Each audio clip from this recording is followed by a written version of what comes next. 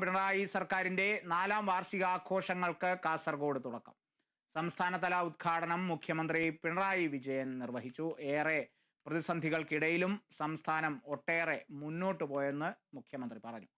പ്രതിസന്ധികളിൽ കേന്ദ്രം സഹായിച്ചില്ല, നിഷേധാത്മക നിലപാട് സ്വീകരിച്ചു.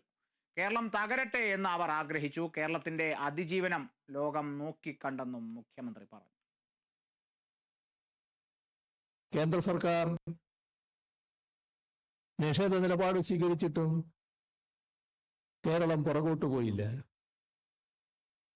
തകരട്ടെ എന്നാഗ്രഹിച്ചെങ്കിലും വിവിധ കാര്യങ്ങളിൽ ഇതാ രാജ്യത്തിന്റെ മുന്നിൽ നമ്പർ 1 എന്ന് പറഞ്ഞുകൊണ്ട് കേരളത്തിന് കേന്ദ്ര ഗവൺമെന്റിന്റേതായ അവാർഡുകൾ ഒന്നിനു പുറകെ ഒന്നായി കേന്ദ്രത്തിന് തന്നെ നൽകേണ്ടി വന്നു. ദുരന്തങ്ങളെ അതിജീവിച്ചതിന് മാത്രമല്ല, ജനങ്ങൾ തങ്ങളെ ഏൽപ്പിച്ച